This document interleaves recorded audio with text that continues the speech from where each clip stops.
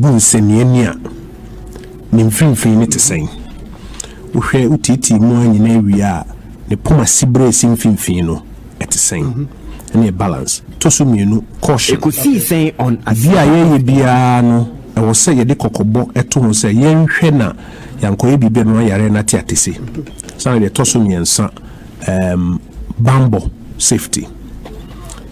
yɛhwɛ we nyina mu no yɛbɛdum pɛmpɛnso bi a ɛsɛ sɛ first na ne yɛsɛ nipa duonu num pɛ ne tumi kokosi obi ɛna ɛno nti nkɔfo krampo sua sɛ ne nipa sɛ nipa bɛyɛ duonu num ehyia ɛna yɛsɛ asɔre ne masarachi ne nkeka ho ne ade nyina yɛnkwa yɛdum pɛmpɛnso bi a yɛsi nkonwa no yɛtumi bi mu sɛ yɛbɛtumi ama nipa akɔ asɔre ana masarachi ana nyamesom nhyia mu kakra emre kakra na yɛde bambo bi aka ho. In fact, and sorry, many keka ho de en ejina napo enan so de di kan enipa yɛsɛ eni se nipa no bro ha mɛkyerɛ mu kakra de enti ayanka ɔha ani du ana henu ana hasa ɛtɔso mienu yɛsɛ eni se nipa no bro ha but adwene de fi ase ne sɛ obi anka wo de no kyemu nan no mbɛkɔ asɔre dem ho a nkɛyɛ okay ɛtɔso miensa yɛsɛ wasa nipo ha Asia eniso mo ema boroso don hwere baako mɛkyerɛ ade konti a yɛka don hwere baako yanka don hwere mienu yɛse waso mo yɛsa no yɛto so miɛnsa ne sɛ wɔ sɛ ɔmo tete ɔmo ntam meti ha ni baabi a woti metene me nsa nka wo oka social distance na WHO say 1 meter apart inti metene me nsa tene me nsa obi ambem enti a yɛka sa so yɛbɛkyerem at the same time yɛse obi anhyɛ mask wala sorry them who are observe social distancing no also be HMS at the same time so you say register nipo ha na ehia na say register ni na mechrim and some of the chat to cry say there ye boy ho ba ho nsa o abontin sanitizers are use ni ade ni so e den kofa ba nti edikan no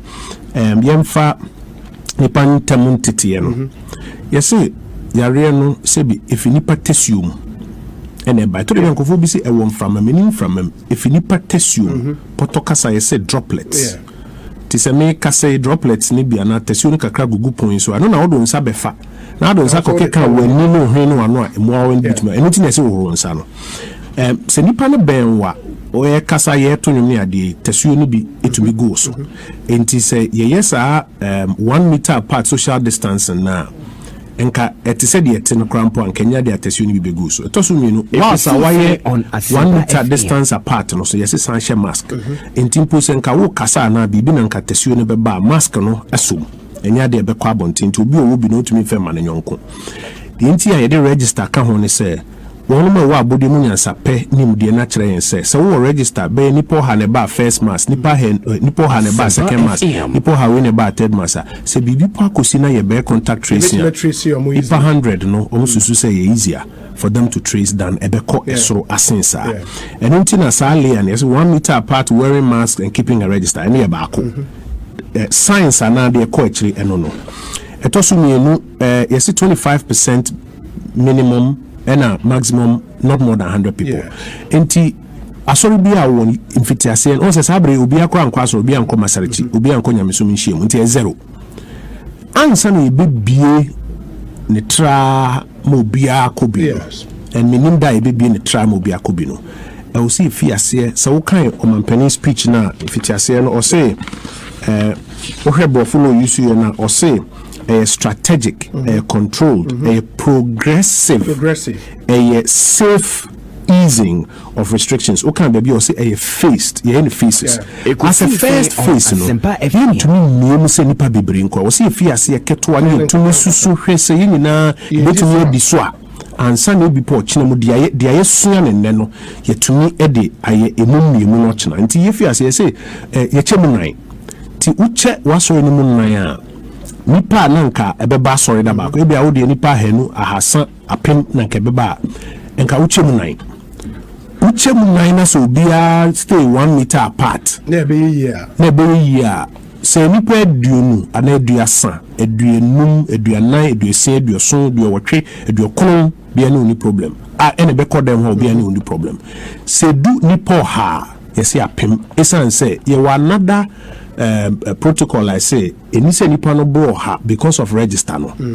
into the air can say uchemu nine no bia tena 1 meter apart now kind nipa na say nipa na 20 25 30 35 40 50 60 70 80 90 98 99 obi and what's a 100 any say 100 because what it means is say unyusu 25% of the total church population in fanya calculation Debbie so okay into me nipa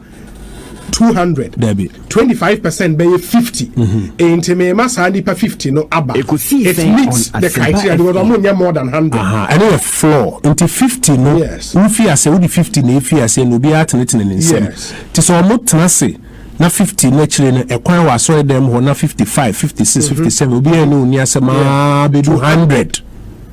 it is a sorry me nipa 5000 meba ho okay into first part and say the 25 na your floor minimum okay and na wodi kan de chew numbers ni mu na wodi afiase aye be ni say bro 100 okay now obi oha te say no pese me ni asofo mpanifo ni bi edi nkom obi say o me ma sorry de ye nipa mpemiensa obi say ni de mpem na obi say ni de mpemum yeah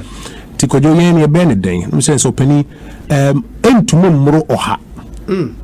at any point in time per service into wodi oha na efiase se wodi oha no fiase no motenam donhwere ba ko no mu wie no mom soro ko no oha foforo beba betrema eno de obi anu ni ho asem de hia no se oha bi beba no be keep register part of the reason till omo say e wo say ye donhwere ba ko ne say ye hwe the kind of activity I koso asori dem ho a they am penning for na won ma wonim die wo abori mu nyasa pa kire ni say eni say mani pa no she mask no continuously man boroso donhwere ba ko because of the kind of activity e koso e wa asori dem ye ka bibi ni ye jeso ye tunu ma na say bibi koso se mask ye so we wo kasa ko ba ni ade kra otumi inheli ni ma kakra fi mask ni mu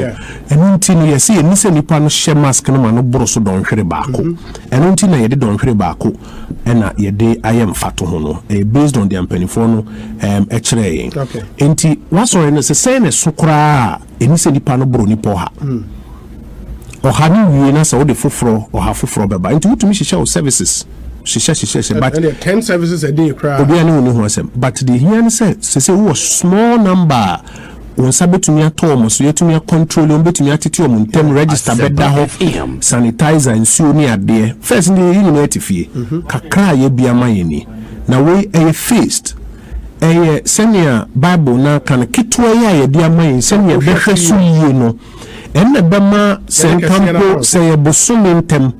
na se nsori ni masarachi ni ade nyina tumi adi so na se yese empo asem kan ye de kwa hanu a ye wonyina so ba ye tumi fiti preko pese e bia wo wasore no nipa empimienu na kontino yema ahanum emrada ba ko pe eno de ye fi asiesa na se facing ni anya ni ye ase ye biemu de ko fi sen on de oha e fi ase eni se nipa no broha ye so bibi wo mi ye hwesene a nsori e de ye adwuma na bema ye tumi ye ko anim ya ka se ye de bi ka ho na se ye se na se interesting the other issue be compliance in this here no ya churchem e bia asofo mpanyifo na te won ho ase but how to make sure say indeed on Sundays on be comply one very critical thing to start with no you name even the number of churches and mosques and how are we going to monitor across the country until the edikan menu akofija mesia on hwe sa sector no so no or list district by district bia or Musawam Council of Churches ni unity omo was a database ni na responsibility no da nipa be miensa so edikan yen sore ne masarachi FM obi yare bae ye ka ekuo ba ko a omabo mhomoden aboa ma yetumi edum pempenso a ye we ya yi asofo ni imamfo fimu a enye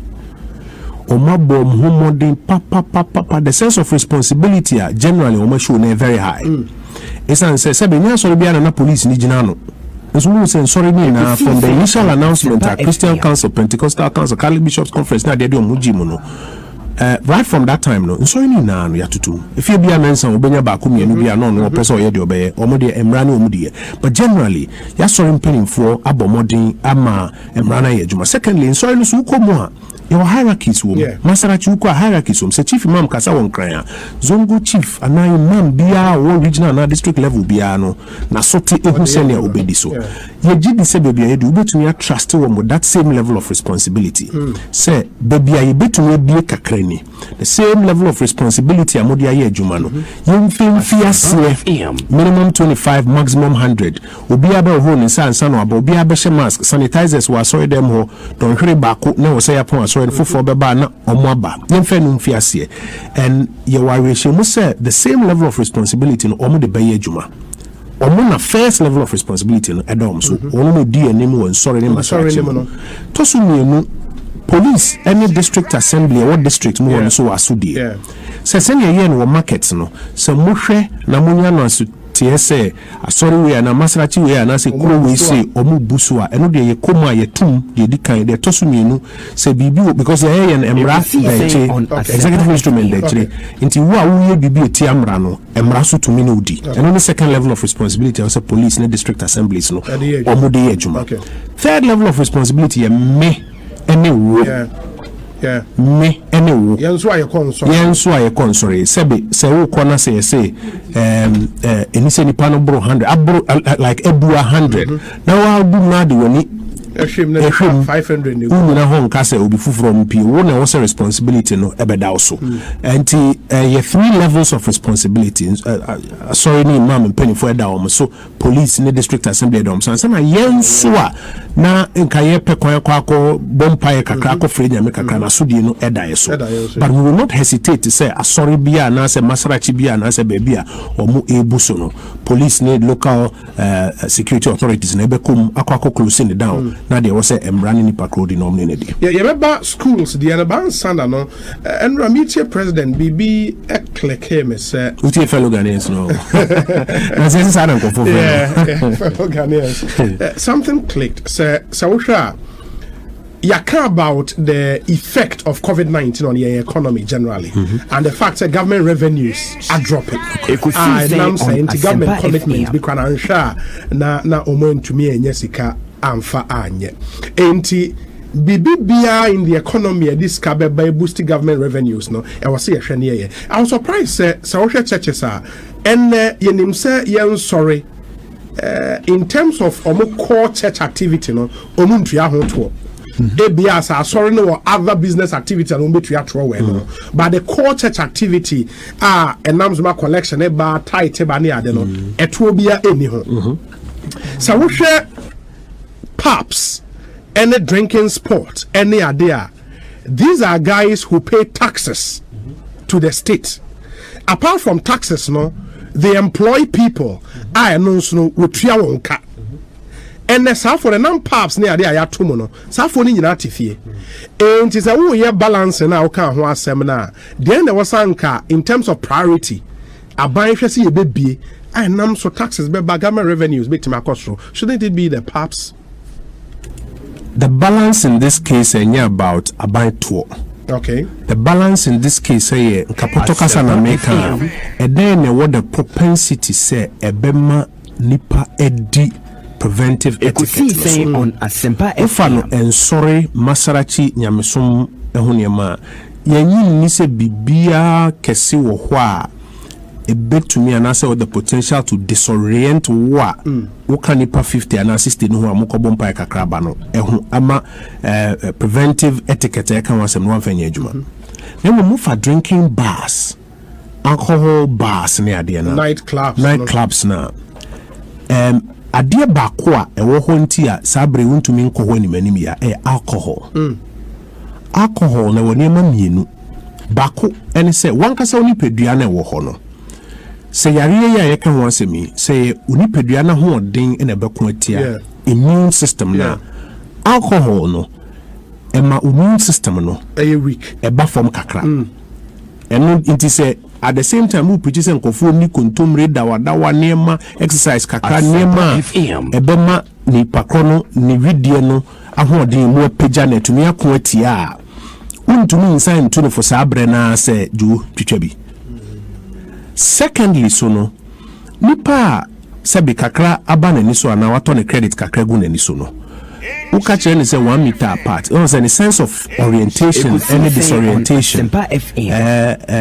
different kakra. Who catch any say 1 meter apart, she mask, men tint you ben chair, bin seven kika on there, yana quadding kakra. It is sabre, you know, pempen, so be a hono. You what nimidi say bibinti to me be ho.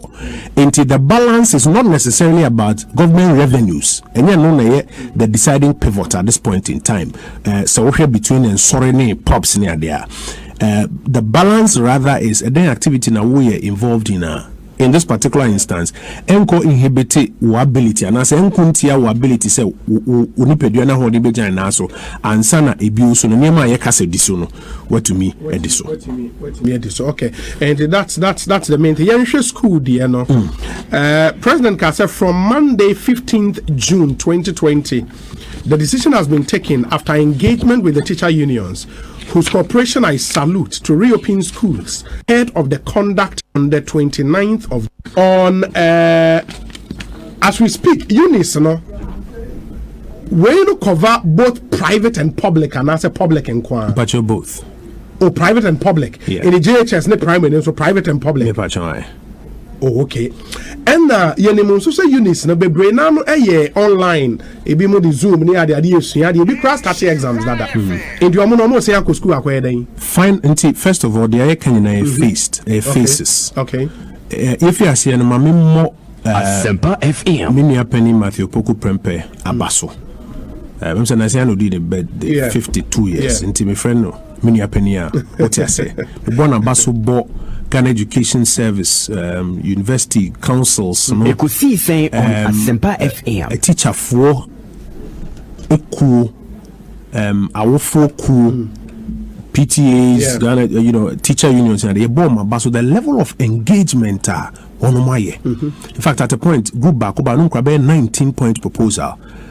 If it has anybody say, "Ye me who komokra by three be atna se fa ne pen and paper my call into it," or my a lot of engagement. President Nakasa chair be 2 weeks of and I say be 2 meetings over a 2-week period to get to the bottom of the person your education. If you and decide this and say, "It mean be schools ni na." Say from one for an African kindergarten, I could do university for right into me because they be me say me the mfato me ba ketwa ifwa. Woka set na se ano asori. Woka se nso no aso. Sa na nkwala ne bebrete wo class 1, class 2, class 3. Woka se stop no dimunam. Sa nkwala no ka so nche mask. Enye social distancing enye yi. Onima de krompo. Onti ukra. Don't touch your friend. Hokra na okwa koye na tu. Ti sa nkwala ni na ye yi o mafim. Enti junior high school and as a junior school no. Wono ma yesusu se ombetumi akọ school edimra no so. Nanka di here Paul Makoy, which is some exam, and GHS 3 for GHS 3 on Asempa FM. Kaifoni na nko school na say GHS 3 we be call average school mo GHS 3 we be na nkwala ni bi o me be 100 150 akwa bi be 200 it me chom good classes ni na so class no ni size no say GHS a eni say class no ebro 30 but schools need to be how much chechen kwala ni mu a obenya bia be 10 per class. No one making sure say social distancing no edwuma school the omodo ho am say hand sanitizers ni keka ekoso ho oba senior high school a dem say come be 2 to 3 weeks mo ma ekotro nso hwe no o ma kotro ye maum America crab no mo kotro o mo ko ye mo fresher no mo kotro exams and so say from 1 4 from 2 4 from 3 4 enko bi na from 3 4 pen e chob ho agu the whole school mo dormitories ni classroom blocks ni na social distancing no ye de adwuma ebe yi from 2 4 no gold track nem so come be na what be minu bi ma o ma wie no matro mo exams for the term enti sabre omo betumi akwa ko wie no no ma ba fie na onim se we wie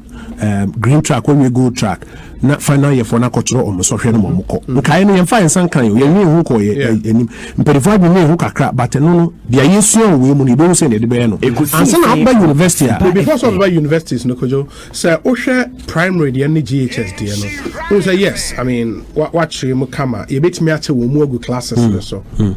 but teachers are better on that because we call primary school you average public primary school be a class teachers na ho in the others on no ye GHS 3 teacher or virtually every subject it is a wo kwache omumu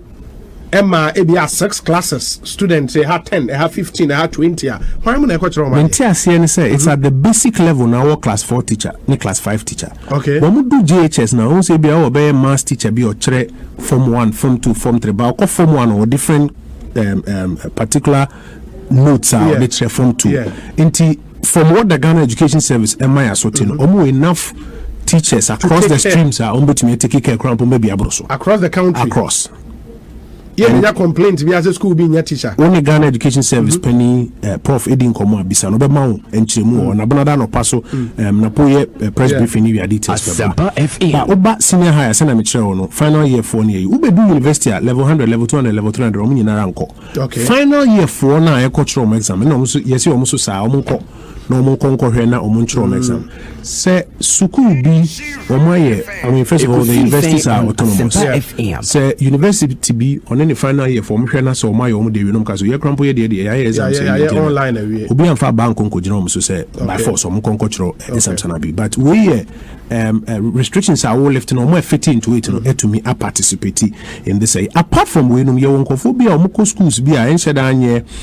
under these categories be why accountancy school be why stenography ni kika on here almost you say final year for na e tron so here no omo betima ko ampa omo nyina ban be ma mask nsuo ni niam e wo so omo hwede ye adwuma no omo timi akọkọkere omo so hwe no asore efiso nti nkomo atore bi abi mu di so ye bie schools there be yen share them be schools side you say final year for and nkonkọkere exam semra omo wi a suehu a yenya wo mu no and no be kire be determine at the same time omo Ghana Health Service so ayen hihye ebema health screening e wo schools ni makoso wano na sempo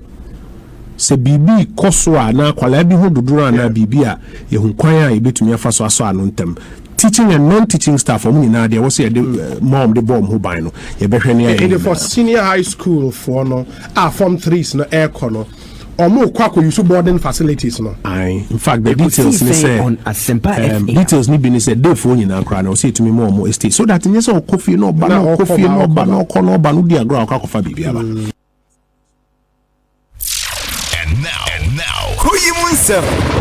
Right, episode for 9 minutes to hit 8 o'clock live on Insha 104.5 FM. Kojo upon Kroma and watch mu kwan sorry ebe faso said the school so betimi aye. Your voice note line here 0244320564 0244320564 pacho betimi antra wadwen ewo all the issues ya ba na fe yanko the electoral commission debate. And a medical ball voice Asepa any money Ghana ba what kokoso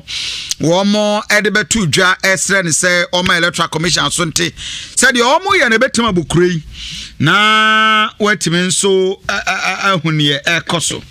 anano pay ye benyamre na yetie on kakra Dankwa Institute and so enromo ye central funhyiamu ade to dra say the other civil organizations name pressure groups no emwa na yenya electoral commission na change of voter register no ebeboa pa na Ghana o hwe the Supreme Court ruling kra ba ye ne the electoral commission ye nyina bibia kire se enema nkoyi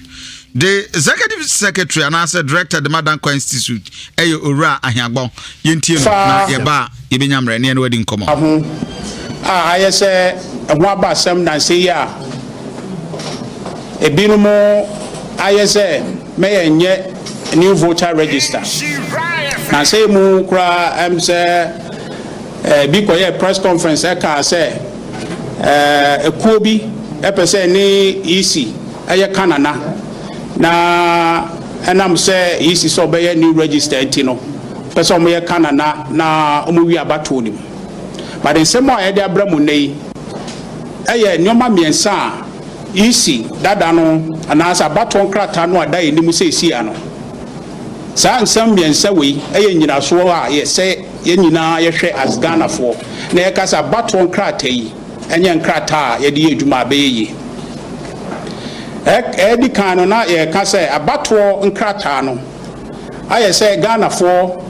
enkwa na se akomu ana se Ghana for enkwa na se e wo sa nkrata no so evi se aye se adihye ana se ye hwe se Ghana eye ahekuro a sɛ ɔmo adi kuro no so anaasɛ etumi nya kwan ka kuro no ho asɛm sɛ ɔmo nyinaa yɛ adehye na sɛ wɔanhwɛ yie na nkrataa ɛkyerɛ sɛ osibesi yɛ adehye anaasɛ wɔnyɛ adehye anaasɛ wɔmfi efie wɔ mu sɛ wɔanhwɛ yie na ɔma afoforɔ ɛbɛfra saa nkrataa no yɛntumi mfa nyɛ adwuma ma ne nyɛ yie because wɔanhwɛ a wakɔ akɔma obi a ɔmfi sa abusua no mu akɔ akɔka ahensɛm anaasɛ akɔdi hene ɛwɔ kuro a ɛsɛ sɛ ɔdi hene wɔ so nti ɛho hia paa sɛ yɛabatoɔ nkrataa no ɛkyinyindie biara ba ho a ɛsɛ yɛfa kwan biara so ne yɛhwɛ sɛ saa kyinyindie no ɛyɛ ade a ɛwɔ kwan sɛ yɛka saa ma ɛkɔ anaasɛ ɛyɛ nyinaso a ɛsɛ yɛtumi gyina so ɛyɛ nkrataa no foforɔ because yɛmpɛ sɛ afoforɔ ɛbɛfra na ɔmaka ahensɛm nti yɛ ade a yɛde ato ho sɛ ɛnam nyinaso mmiɛnsa yɛ mema bɛma mu yi sɛ wohwɛ a nkrataa no ayɛ sɛ deɛ afoforɔ bi a wohwɛ kwan a wɔmfa so yɛɛyɛ no a ɛkwan da hɔ sɛ obi a ɔpɛ sɛ ɔfra a ɔmfi adehye busua no mu no obɛtumi abɛfra deɛ di kan ɛyɛ Supreme Court order ɔde baayɛ sɛ ɔne a ɛde NHIA card register yɛ no yɛnyi ɔmo mfi nkrataa no mu na EC nkrataa a wɔde yɛ saa 2012 register no a yɛfrɛ no CI 72 no ɛde anhyehyɛeɛ baeɛ saa form no so no ɛsɛ ɔkyerɛ sɛ wode o passport ne ba yɛbɛ register a yɛbɛtwerɛ o passport number wode o national ID card ne ba yɛbɛtwerɛ wode o NHIA card ne ba yɛbɛtwerɛ but saa CI 72 no amma kwan sɛ yɛbɛtwerɛ saa number no ambam enti sɛ ambam na Supreme Court say ɔne yɛde saa NHIA card ne register yɛ a Supreme Court agye atumu sɛ ɛnsɛ sɛ ɔmo register no ɛkwan bɛn so na ɔbɛfa ayi ɔmo afiri because one kyerɛ sɛ osibesi ɛde NHIA card ne register na yɛkɔ court no a na EC ɛkyerɛ court sɛ ɔmo de mo ngyae ma NHIA fo no ɛntrɛ mu no na ɔmo kyerɛ sɛ saa NHIA card no dodoɔ na ɛde register enti sɛ woyɛ sɛ wo ba bɛyi ɔmo afiri mu deɛ a na kyerɛ sɛ dodoɔ na register nyinaa no ɔmo nya akonya nto aba but Supreme Court kɔ wie akyiri no ɔkaa sɛ enyinaso a saa krata na ma obi no ɛnkyerɛ sɛ ɔyɛ Ghana ni anaasɛ ɔnyɛ Ghana ni nti yɛnyi ɛnu firi te Supreme Court bu EC fo asɛm no gu yi enti no ɛna me no kasa yi EC fo sɛ millions dodoɔ na use yi but ɔmo nkɔ yi NHIA fo mfiri mu no ɔmo de 56,772 pɛ ɛna ɔmo nyae na no mpo no na ɔne a ɔde baeɛ no ebi no number kora ni hɔ a bɛkyerɛ sɛ NHIA card ni because document ɔmo de yɛɛ no ankyerɛ angye saa numbers no nti wɔ saa numbers no a bi ɔmo de baeɛ bi ɔmo amfa mba no ɔmo konya wɔn Omukonya wahi we aya multi-million question a yɛbɛto ɛbo ase na ora Richard Dahiagba ninsamo kaya as the director for Dankwa Institute yɛbɛ spending more but anopɛ just like moms know what to do in every situation no